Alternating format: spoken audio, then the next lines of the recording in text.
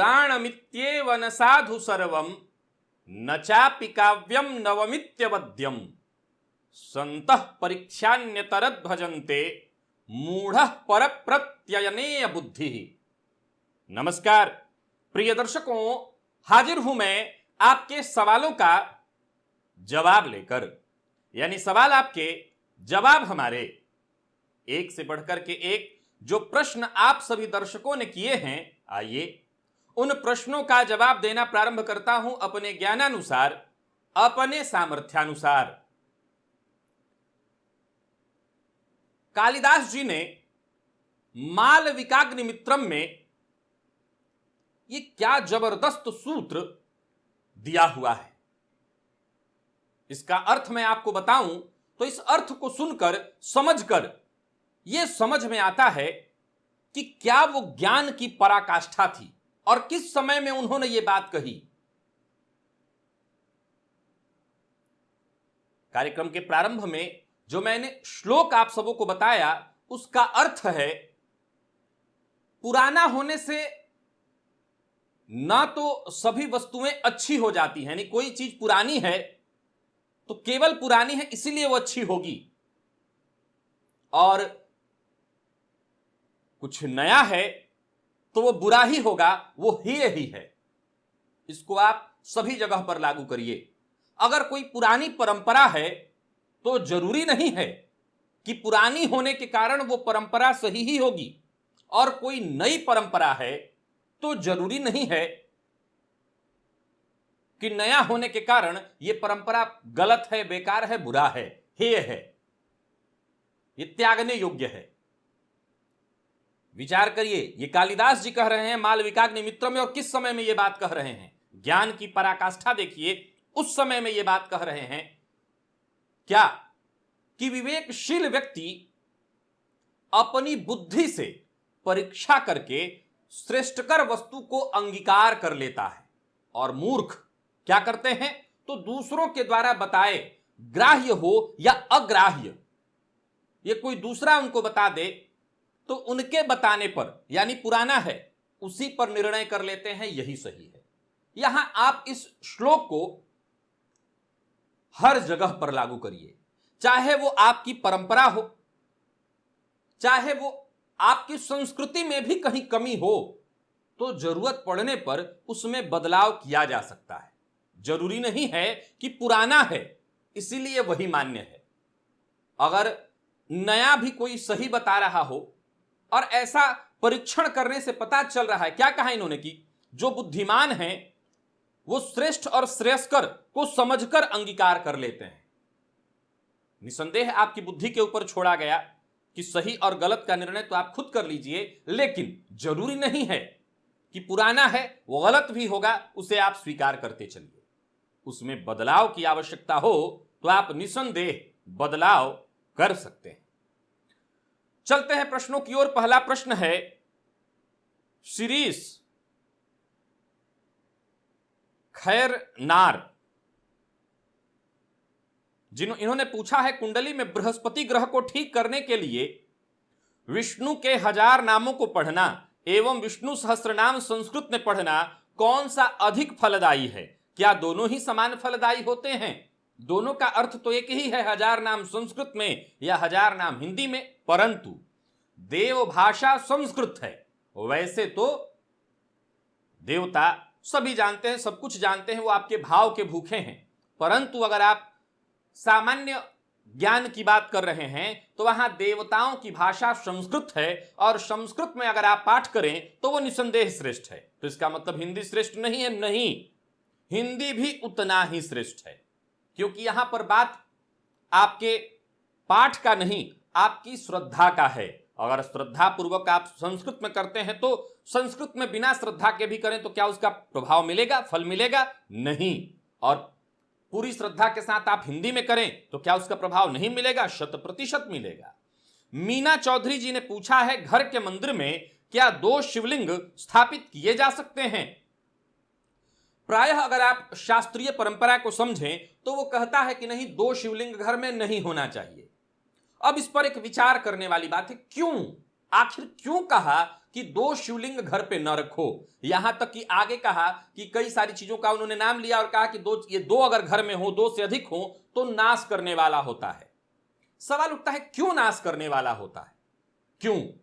इस क्यों का जवाब ढूंढा जाए तो समझने की बात है।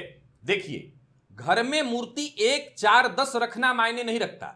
मायने रखता है कि क्या आप उनकी उसी श्रद्धा पूर्वक, वैसे ही दोनों मूर्तियों की 2 शिवलिंग है या 2 शंख है या 2 और कोई प्रतिमा है, गणेश जी इत्यादि, उतनी ही श्रद्धा के साथ उनकी आराधना कर पा रहे हैं। अगर नहीं कर पा रहे हैं तो फिर यह दोष है और यही दोष आपका नुकसान करेगा। इसलिए शास्त्रकारों ने कहा, देखिए, हमारे ऋषियों के द्वारा बताई गई बातें अपने आप में गूढ़ और रहस्यात्मक है। उन्होंने कुछ लाइन ऐसी कह दी जिससे लोग डर जाएं, लेकिन उनका उद्देश्य डराना नहीं, उनका उद्देश्य एक कोड बनाना था कि कोड में बातों को डाल दो, कोई ना कोई तो इस कोड को डिकोड करेगा और समझेगा। तो मुद्दा यह नहीं है कि आप 2 मूर्ति घर में रखें या 4, आप 2 नहीं 4 भी रखिए, कोई फर्क नहीं पड़ता। लेकिन जितनी श्रद्धा से पहली मूर्ति की पूजा हुई उतनी ही श्रद्धा, यानी बढ़िया विधिवत स्नान कराया तो चारों का कराया, बढ़िया उनको पोछा इत्र लगाया, षोडशोपचार अगर पूजन किया तो चारों का उसी विधि विधान के साथ, श्रद्धा के साथ। ऐसा नहीं कि चारों को एक साथ रख दिया और बस किए जा रहे हैं, तो उसमें दोष लगेगा। यहां 1 का अगर अपमान हो तो सोचिए क्या प्रभाव होगा, और 4 का अपमान किया तो क्या होगा। बस इन्हीं बातों के चलते कहा कि 1 से अधिक गृहस्थाश्रमी के घर में न रखा जाए, 1 से अधिक गृहस्थाश्रमी के घर में न रखा जाए। अब मंदिर में आप जब जाकर के देखते हैं तो मंदिर में 1 से अधिक मूर्तियां होती हैं, 2, 4, 10। क्या सभी मूर्तियों की पूजा वहां के पुजारी उतनी ही श्रद्धा के साथ कर पाते हैं? बड़े बड़े मंदिरों में यह संभव नहीं हो पाता। लेकिन वहां पर बात थोड़ी अलग है। क्या? वहां पर दिन भर श्रद्धालु आ रहे हैं तो कोई ना कोई श्रद्धालु तो कर ही लेगा अपनी श्रद्धा के हिसाब से पूजा, तो वहां पर कोई ना कोई पूजा करता ही चला जाएगा। लेकिन घर में, और घर के जो देवता होते हैं वो कैसे होते हैं? तो आपके परिवार के सदस्य के समान। एक और भी बात इसमें से निकल कर क्या रहा है कि अगर परिवार के किसी सदस्य, विशेषकर अगर मूर्ति है घर में तो पुरानी होगी, नई भी हो, लेकिन परमात्मा तो पुराने हैं। तो एक और भी बात है कि आपके घर में कोई बुजुर्ग है, कोई पुराना है, तो उनका अपमान अगर आप कर दे रहे हैं तो सोचिए आपका क्या होगा। वैसे ही मूर्तियों के साथ भी है। अगर आप अपने घर के सबसे बुजुर्ग या सबसे बड़े का अनादर कर देते हैं तो आपका विनाश हो जाएगा, विकास नहीं होगा। इसीलिए कहा 1 ही मूर्ति रखो, 1 की ही पूरे विधि विधान और श्रद्धा के साथ करो, अधिक नहीं रखना। और कोई तर्क नहीं है और कोई कारण नहीं है। सीमा शर्मा जी ने पूछा है, अधिक मास में ऐसा क्या कार्य और दान किया जाए जो सबसे उत्तम और पुण्य प्रदान करने वाला हो? भगवान विष्णु का मास, भगवान विष्णु की आराधना करिए, उनकी विधिवत खूब आराधना करिए, संभव हो तो श्रीमद् भागवत का पाठ करिए, श्रवण करिए, नहीं तो मास पारायण करिए, रामचरितमानस का, किसी भी प्रकार से भगवान विष्णु की आराधना करनी चाहिए। अब बारी आती है दान की। दान शब्द के आज के इस परिवेश में थोड़ी परिभाषा बदल गई है और प्रायः यह कहा जाता है कि मंदिर में दान करने का क्या महत्व, वहां पर तो वैसे ही सब भरा पड़ा है। हालांकि ये सही नहीं है। मंदिर इत्यादि भी आपके दान और सहयोग से ही चलता है, और धर्म की रक्षा हेतु मंदिर इत्यादि का होना अत्यंत आवश्यक है। तो आपको मंदिर इत्यादि में जाकर के अपने पुरोहित को दान करना, क्या दान करना? जो आपके पास सबसे ज्यादा श्रेष्ठ हो। दान, हम जब बारी आती है दान की तो हम वो दान करते हैं जो सबसे ज्यादा हमारे पास निकृष्ट हो, खराब हो। बल्कि दुकानदार भी पूछ लेते हैं दान के लिए लेना है तो वो अलग से देते हैं आपको। किसके लिए लेना है? भगवान के लिए लेना है तो अच्छा तो ये वाला ले लीजिए, अपने लिए लेना है हाँ तो ये वाला ले लीजिए। और यहीं पर परमात्मा जान जाते हैं कि आपके मन में क्या है, और यहीं पर आप धोखा खा जाते हैं। तो दान की बात तो मैं तो यही कहूंगा, जो आपके पास सबसे ज्यादा श्रेष्ठ हो वही दान करिए। इसमें पूछने की आवश्यकता नहीं। मास कोई भी हो, वो अधिक मास हो या श्रावण मास हो, मास कोई भी हो, जो आपके पास सबसे ज्यादा श्रेष्ठ है, जो आपको सबसे ज्यादा प्रिय है, वही दान करिए। दान तो उसी का होना चाहिए, करिए दान। आगे बढ़ते हैं और अगला प्रश्न ये प्रायः पूछ लिया जाता है, दीपक राय जी के द्वारा पूछा गया है, क्या गरुड़ पुराण रोज घर में पढ़ सकते हैं? हाँ जी, बिल्कुल पढ़ सकते हैं। प्रायः गरुड़ पुराण को लेकर के लोगों के मन में भ्रम सा है कि ये केवल विशेष काल में पढ़ा जाता है। नहीं, ऐसा कुछ भी नहीं है। आप सदैव पढ़ सकते हैं, रोज पढ़ना चाहे रोज पढ़ सकते हैं, घर में रख सकते हैं, कहीं कोई संशय नहीं।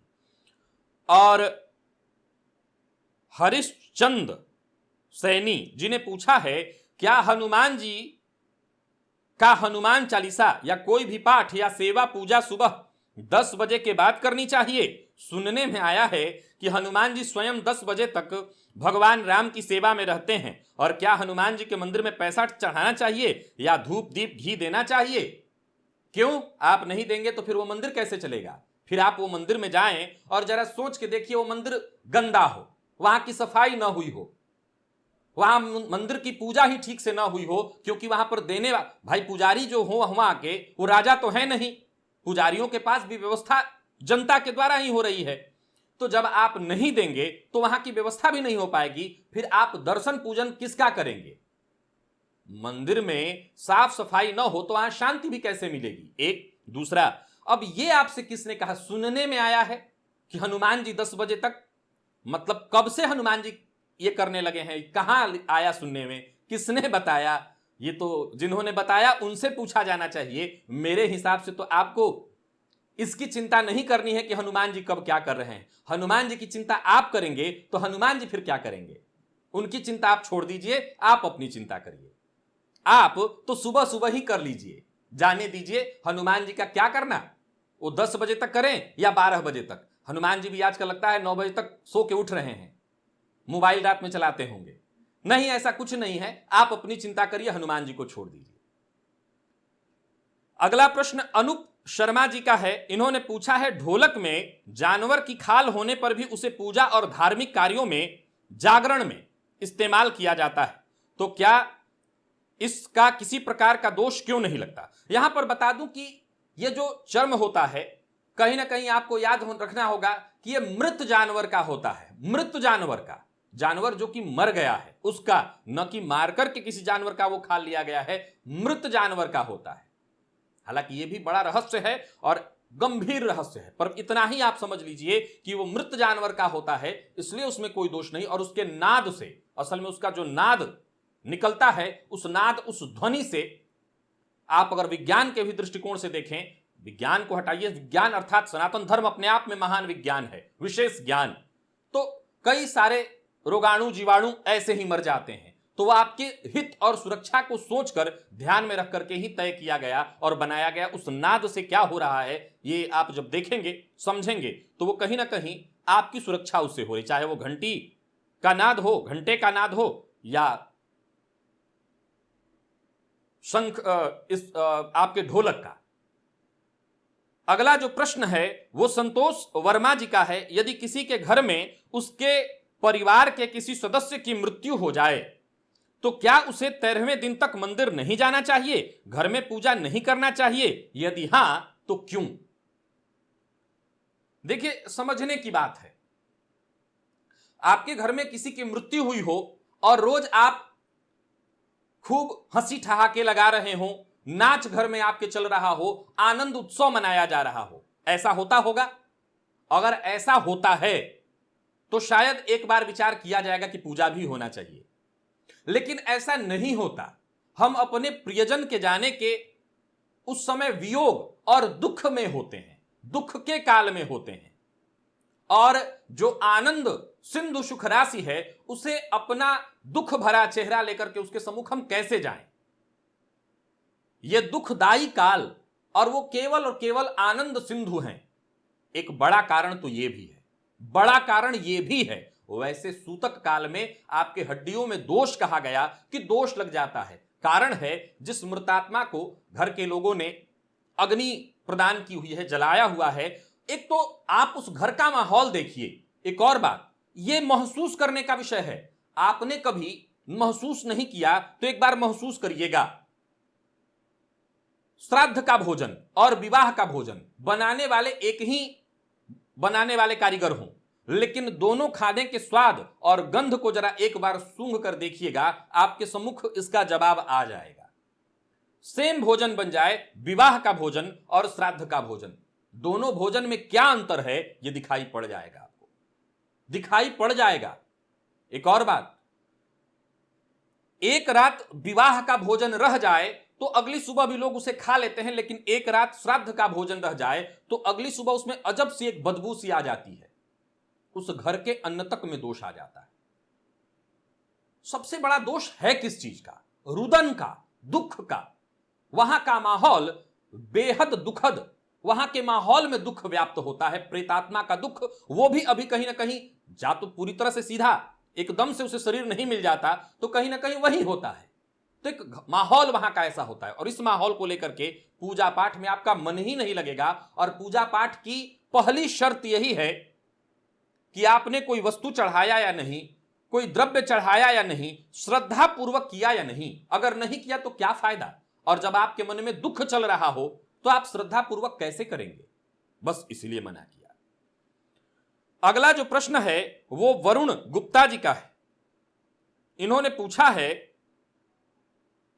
छोटे बच्चे को नजर या तंत्र प्रयोग से कैसे बचाया जा सकता है? मैंने आपके द्वारा दिए गए प्रयोग, लाल कपड़े, नाक, केसर, 11 दाने तांबे टुकड़े वाला प्रयोग किया है।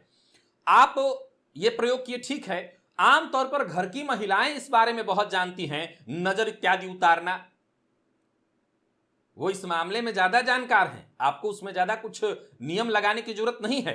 वैसे तो भागवत में इसका है, भगवान कृष्ण की माता उनको कैसे गाय के पूंछ से झाड़ा दिया करती थी, वो भी एक विकल्प है। लेकिन बस घर की महिलाएं ज्यादा जानकार हैं, वो खुद ही कर लेती हैं। बच्चों का नजर वगैरह कैसे उतारना है उनसे बेहतर कहीं कोई नहीं जानता, और कहीं यहां ग्रंथ लगाने की आवश्यकता है ही नहीं। वो ज्यादा ग्रंथ उन्हीं के पास है इस मामले में, और वो जो करती हैं वही श्रेष्ठ है, वही श्रेष्ठ है। नीरज शर्मा जी ने पूछा है, गंडमूल नक्षत्र में जन्मे बच्चे का यदि बचपन में दोष शांति न करा पाए तब क्या करें? देखिए, मैं पहले भी इस सवाल का जवाब दे चुका हूं, फिर से दे देता हूं, क्योंकि प्रायः इस विषय को लेकर के मन में संशय रहता है। वैसे तो आज के इस परिवेश में लोग अब भी, यानी बाद में बालक की उम्र 20-22 वर्ष की हो चुकी है तब भी करा देते हैं, लेकिन मुझे लगता है यह बिल्कुल अनुचित है, उचित नहीं है, यह उचित नहीं है। नियम तभी का था, तभी पूरा होना चाहिए था, अब इसके कोई मायने नहीं है। अब गंडमूल नक्षत्र में जन्म हुआ, बस भगवान की आराधना, अच्छे संस्कार, बालक से ही पूजा पाठ खुद से कराया जाए, बाकी परमात्मा की शरणागति में कोई हो, भगवान की शरण में हो तो कोई दोष नहीं, कोई परेशानी नहीं, कोई कष्ट नहीं। हां, नियम है, वो उसी समय उसका पालन अवश्य होना चाहिए। और सचिन शर्मा जी ने पूछा है, जो नवग्रह के बीज मंत्र हैं उन्हें कलयुग में क्या 4 गुना जप करना पड़ता है सिद्ध करने के लिए? जी हां, बिल्कुल। कलयुग में हर मंत्र को जो संख्या बताई गई है उसे चतुर्गुणित करके जपना चाहिए।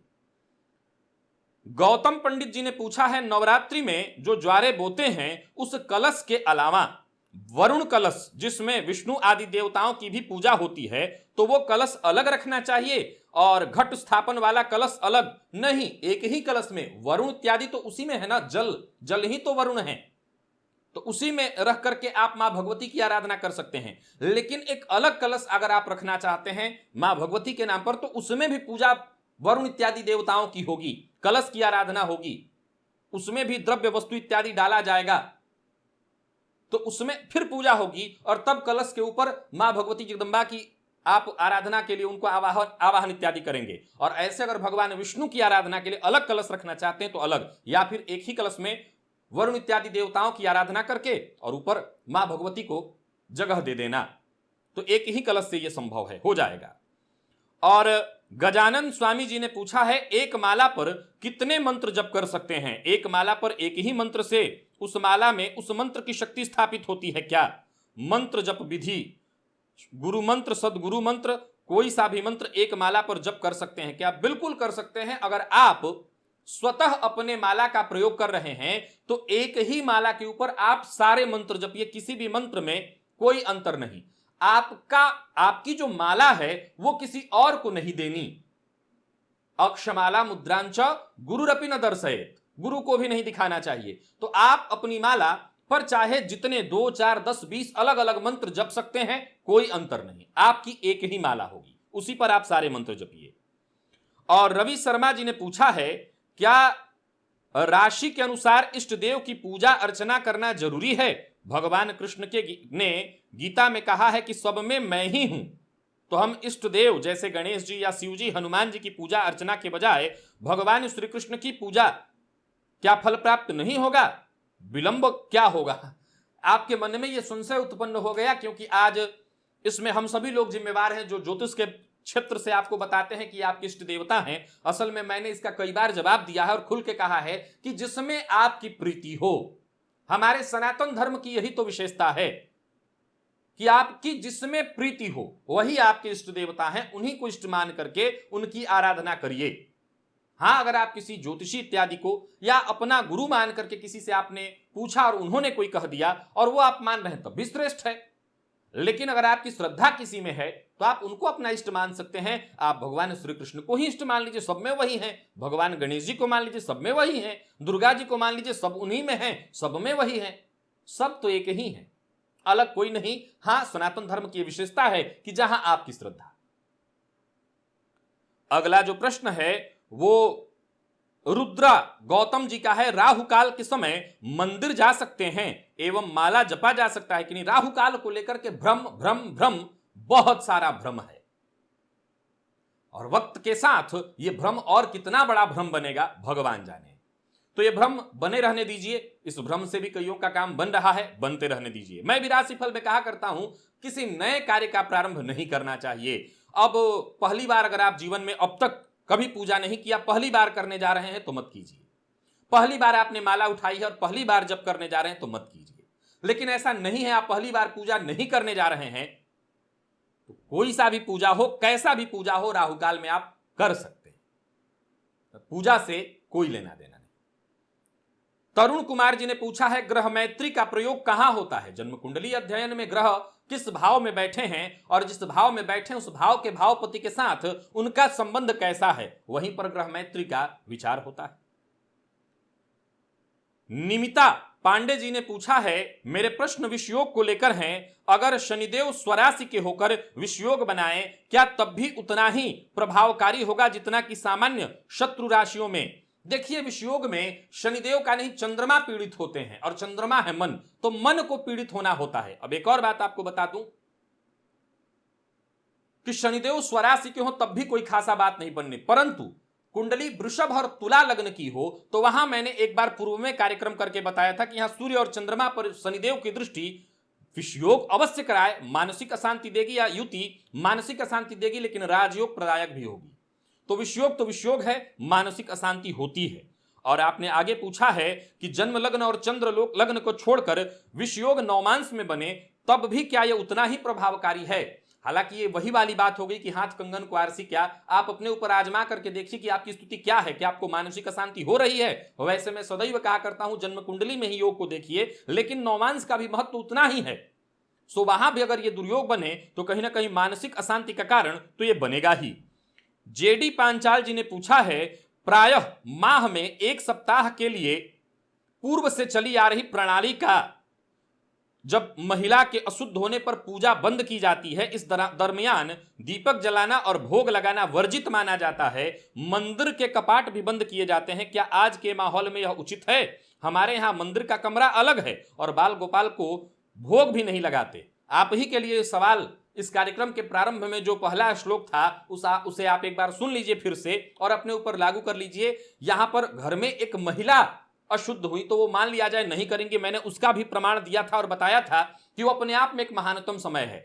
तो आप बाकी के पुरुष घर में हैं वो करें पूजा पाठ, और क्या सबको एक साथ अशुद्धि आएगी? ऐसा तो हो नहीं सकता। तो घर में और कोई हो वो करें, उन्हें करना चाहिए। क्योंकि जैसे ही घर में मंदिर में, यही कारण है कि ऋषियों ने कहा कि एक से अधिक मूर्ति ना रखो। अरे एक का अपमान किया उसका दंड मिलेगा, 2 3 4 रखा उन सबका अपमान करोगे, क्या हाल होगा?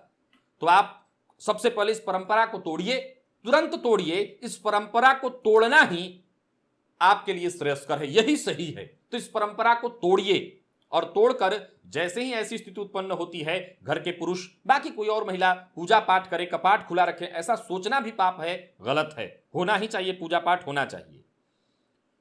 सिद्धि जी हैं, इन्होंने पूछा है वह व्यक्ति जो अब इस दुनिया में नहीं है से की गई लड़ाई और कहे गए अपशब्दों का प्रायश्चित कैसे किया जा सकता है? आपके मन में हो रहा यह पश्चाताप ही आपके द्वारा किए गए पाप का प्रायश्चित है। मन में ये जो पश्चाताप उत्पन्न हो रहा है, यही पश्चाताप ही प्रायश्चित है। आप इसे और बहुत सारे लोगों से कहिए और अपनी गलती स्वीकार करिए, इसी से प्रायश्चित हो जाएगा। सुजीत चक्रवर्ती जी ने पूछा है, मैं रोज मंदिर जाता हूं, दर्शन करके वहीं खड़े होकर दुर्गा सप्त श्लोकी का पाठ, श्रीसूक्त का पाठ करता हूं, इसमें कोई दोष तो नहीं? क्या मैं ऐसे ही कुंजिका स्तोत्र का, दुर्गा चालीसा का 108 नाम माला स्तोत्र भी कर सकता हूं? मां का आशीर्वाद तो मिलेगा ना। आप जैसे भी जिस अवस्था में जहां भी करना चाहें करें, मां का आशीर्वाद मिलेगा। अगर आपके पास विकल्प है तो मंदिर में कहीं बैठकर एक आसन इत्यादि, हर मंदिर में यह व्यवस्था होती है, नहीं होती है तो खुद से दीजिए। मंदिर में दान करके रखिए और जरूरत पड़ने पर वही आसन आपके काम आएगा। आसन पर बिछा करके बैठ के बड़े आराम से करिए। अगर मंदिर में बहुत भीड़ न होती हो तो साइड में जगह मिल जाएगा, बैठ जाइए आराम से और बैठ करके करिए और अच्छा लगेगा। लेकिन अगर आप खड़े खड़े आप करना चाहते हैं, क्योंकि खड़े खड़े मन भी भटकता रहेगा, बैठकर आराम से ध्यान लगा करके करिए, ज्यादा बढ़िया होगा। हां, अगर आप ऐसे भी कर रहे हैं कोई बुराई नहीं है। और मेनका नेगी जी ने पूछा है, सनातन धर्म के आधार पर माता पिता को कितनी संतान को जन्म देना चाहिए? केवल एक ही संतान रखना क्या माता पिता को कोई दोष लगता है? देखिए, अब ऐसा कहना तो गलत है, लेकिन हां, अगर आप कहें तो इसे काक बंध्या कहा गया है। एक ही संतति का होना, इसे स्त्री का को भी ये भी बंध्या की श्रेणी में काक बंध्या कहा गया। परंतु आज के इस परिवेश में जहां बालक बहुत उत्पन्न करना, बच्चा बहुत उत्पन्न करना मायने नहीं रखता, जो जन्म लिया उसको सही जगह पर समाज के योग्य बना देना, यह बेहद जरूरी है। दो संतति होनी चाहिए, लेकिन नहीं भी है तो कोई बात नहीं, जितनी है उसको श्रेष्ठ आपने बना दिया तो वो ज्यादा बढ़िया है, वो ज्यादा बढ़िया है। परंतप सिंह जी ने पूछा है, शुक्र ग्रह के लिए उपयोगी मंत्र क्या है जिसका प्रभाव शीघ्र हो? क्या शुक्र का साबर मंत्र है? दुर्गा सप्तशती सबसे श्रेष्ठ है शुक्र को बलवान करने के लिए। आशीष कुमार गुप्ता जी ने पूछा है, नवरात्रि प्रतिपदा तिथि से पहले घर पर कोई व्यक्ति न हो तो क्या वह व्यक्ति नवरात्रि की चतुर्थी से सप्तशती का पाठ आरंभ कर सकता है? उचित तो नहीं है। अब आप सप्तमी, अष्टमी और नवमी, इन 3 दिनों में 3 पाठ और जप इत्यादि जो करना है वही करिए। या तो प्रतिपदा से कर लिया या सप्तमी, अष्टमी, नवमी। दिलीप द्विवेदी जी ने पूछा है, क्या केवल एक देव की साधना आराधना करने से कुंडली से संबंधित सारे दुर्योग सुयोग में परिवर्तित हो जाते हैं? जैसे भगवान श्री कृष्ण, मां भगवती इत्यादि इन्होंने नाम लिखा है। मैं आपको बता दूं कि दुर्योग सुयोग में कभी परिवर्तित नहीं होते, क्योंकि दुर्योग आपके प्रारब्ध हैं और प्रारब्ध का एक ही उपाय है, उसका भोग कर लिया जाए। अगर आप अपने प्रारब्ध का भोग कर लेते हैं तो वह प्रारब्ध कटता है। हां, पूजा पाठ करने से, किसी एक ही देवता की आराधना करने से आप इतने सुरक्षित हो जाते हैं कि ये ग्रह स्थिति या कुंडली के दुर्योग भी आपको सुयोग के समान ही महसूस होंगे, कोई कष्ट नहीं होगा। निसंदेह देखा जाए तो प्रहलाद जी की कुंडली में दुर्योग ही तो होंगे, जहां उनके पिता नाना प्रकार के उन्हें कष्ट दे रहे हैं, लेकिन भगवान की शरण में हैं तो वो दुर्योग भी उनके लिए सुयोग के समान बन गया। बस, तो आप जब परमात्मा की शरण में होते हैं तो दुर्योग का प्रभाव तो होगा, क्योंकि वो आपके प्रारब्ध हैं, लेकिन परमात्मा की शरणागति सुयोग को जन्म दिला देगी। और अभिजीत प्रसाद जी ने पूछा है, श्री दुर्गा सप्तशती का पाठ करने के लिए उपनयन या दीक्षा आवश्यक है? उपनयन के लिए तो नहीं कहीं लिखा, लेकिन दीक्षित होकर, यानी कि किसी से पढ़कर, यहां दीक्षा वो वाला दीक्षा नहीं कह रहा हूं मैं, मंत्र वाला दीक्षा नहीं, किसी से पढ़कर करना ज्यादा अच्छा होगा, क्योंकि गलती की संभावना तब नहीं रहेगी। और सौरभ शर्मा जी ने पूछा है, मैं हर शनिवार संध्या के समय सुंदरकांड का पाठ करता हूं, पर उसके बाद मन और अशांत हो जाता है, ऐसा क्यों हो रहा है? पाठ की विधि का वर्णन करें। कोई विधि नहीं, जैसे इच्छा वैसे करिए, जहां आपकी श्रद्धा हो, परंतु श्रद्धा ही नहीं आपके अंदर आ रही है। आप कह रहे हैं मन और अशांत हो जा रहा है। सुंदरकांड का पाठ करते ही मन प्रफुल्लित होने लगता है, सुंदरकांड का पाठ करते ही आत्मविश्वास 4 गुना बढ़ जाता है, सुंदरकांड का पाठ करते ही मन आनंदित सा होने लगता है, सब कुछ अच्छा, केवल अच्छा ही अच्छा लगने लगता है, क्योंकि उसका नाम ही सुंदर है। और वो सचमुच पढ़ने के बाद अगर कोई व्यक्ति श्रद्धा के साथ और मन से उसको समझ के पढ़ दे सुंदरकांड को, तो मुझे लगता है कि हर चीज सुंदर दिखाई पड़ने लगती है। और ऐसा नहीं हो रहा है तो भगवान जाने मैं अब इसमें क्या कहूं कि आपके साथ ऐसा क्यों हो रहा है। हनुमान जी से, विशेषकर तुलसीदास जी से प्रार्थना करिए कि ऐसा जो हो रहा है मेरे साथ, इससे वो मुक्ति दिलाएं। वो चाहें तो ऐसा हो सकता है। तुलसीदास जी से प्रार्थना करिए। गोस्वामी जी अगर चाहें तो गोस्वामी जी के चाहने से इस परिस्थिति से आप बाहर आ सकते हैं। बाकी हनुमान जी से प्रार्थना करिए, क्योंकि उनको बहुत प्रिय है सुंदरकांड, तो उनसे प्रार्थना करिए, उनकी इच्छा हो तो सब ठीक हो जाए। हितेश मालवीय जी ने पूछा है, सनातन धर्म में गुरु की महिमा का बहुत उल्लेख है, क्या कोई व्यक्ति किसी ऐसे को गुरु बना सकता है जो देवलोक है? बिल्कुल बना सकता है, लेकिन ऐसा गुरु का अर्थ क्या है? जो समय समय पर आपको ज्ञान दे। तो ऐसे व्यक्ति को अगर आप गुरु बनाएंगे तो फिर सवाल उठता है कि क्या गुरु सदैव रहेंगे? कभी ना तो कभी गुरु चले जाएंगे।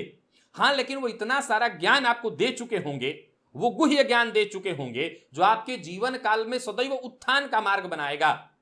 तो जो अब देवलोक चला गया है उनसे आपको ज्ञान नहीं मिलेगा। निसंदेह उनको गुरु मानकर अगर आप साधना आराधना करते हैं तो सिद्धियां प्राप्त होंगी, परंतु वो ज्ञान नहीं मिलेगा। और याद रखिएगा, सिद्धियां भी ज्ञान के बिना उसका इस्तेमाल कैसे कर पाएंगे आप? सिद्धियों का इस्तेमाल भी ज्ञान से ही हो सकेगा। तो ऐसे किसी को गुरु बनाना ज्यादा बेहतर है जो लाइव हो, मतलब जो हो, जीवित हो। यशराज तिवारी जी ने पूछा है कि माला संख्या से क्या प्रभाव पड़ता है? ऐसा भी है कि एक माला जप करने से कम लाभ और 3 माला जप करने से ज्यादा लाभ? आगे इन्होंने कोई उदाहरण दिया है। ये तो समझने की बात है। जपात सिद्धि, बार बार जपने से सिद्धि प्राप्त होती है, तो अधिक से अधिक जपेंगे तो मंत्र सिद्ध होगा, मंत्र सिद्ध होगा। तो इसलिए अधिक से अधिक माला जब आप जपेंगे तो सिद्धि प्राप्त होगी, शक्ति पुंज बनेगा, वो आपके लिए प्रभावी हो जाएगा। और अगला जो प्रश्न है यह है धर्मदीप दवे जी का। इन्होंने पूछा है, महाभारत में अश्वत्थामा ने दुष्कर्म किया जिससे भगवान श्री कृष्ण ने भीम से कहकर उसके माथे की मणि निकाल ली। ब्राह्मणों के कपाल पर जो होता था, जब भगवान श्री राम रामायण के अरण्य कांड में ऐसा कहते हैं कि पूजीय विप्र सकल गुणहीना शूद्र न गुणगन ज्ञान प्रवीणा, तो ऐसा विरोधाभास क्यों? आपने आगे लिखा है कि समझने में कोई गलती हुई हो तो माफ करें, से कोई गलती नहीं है। भगवान श्री कृष्ण ने क्या कहा था वहां पर? आपने तो सुना ही होगा, पूरी लाइन पढ़िए वहां पर कि ब्रह्मबंधुर न हंतव्य आतताई बधारणम। ब्रह्मबंधु यानी ब्राह्मण की हत्या, ब्राह्मण शरीर की हत्या नहीं करनी चाहिए, क्योंकि यह शरीर आखिरी शरीर है। इस शरीर से रास्ता खुलता है, इस शरीर का हनन नहीं होना चाहिए। तो कहा कि ब्राह्मण का अपमान भी उसकी मृत्यु कराने वाला ही होता है। अब यहां पर जो आपने कहा, ये राम जी की बात जो आपने कही है यहां प्रसंगवश भी है, और भी उन्होंने जो कहा है कि सकल गुण से हीन हो, तो गुण से हीन होना और आतताई होने में भेद नहीं समझ में आ रहा आपको? सकल गुण से हीन हो, ब्राह्मण शरीर केवल पाया हुआ हो, तो गुणहीन होना और आतताई होना, किसी की हत्या कर देने वाला होना, तो इसमें भेद है।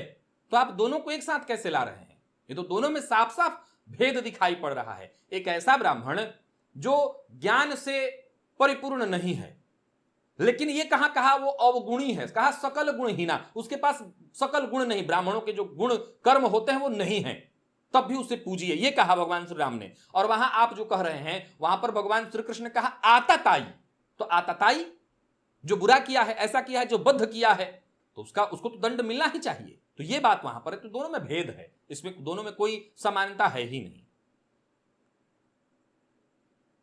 प्रिय दर्शकों, कुछ सवाल और भी दिखाई पड़ रहे हैं, जैसे कृष्ण कौतुक चतुर्वेदी जी के 3-4 प्रश्न हैं और 2-3 प्रश्न और लोगों के हैं, लेकिन आज के लिए बस इतना ही। कृष्ण कौतुक चतुर्वेदी जी, आपके 3-4 जो प्रश्न हैं, चाहे वो पूजा पाठ में नारियल का इस्तेमाल, भगवान को अक्षत, ये सारे प्रश्न का जवाब मैं अगले सप्ताह आपको दूंगा। अगर मेरे द्वारा चुन लिया गया तो अच्छी बात, नहीं तो आप फिर से लिख दीजिएगा इन्हीं प्रश्नों को। आज के लिए बस इतना ही, क्योंकि समय को देखते हुए इस वीडियो को बनाना भी और आप तक पहुंचाना भी है। तो आज के लिए बस इतना ही, इजाजत दीजिए।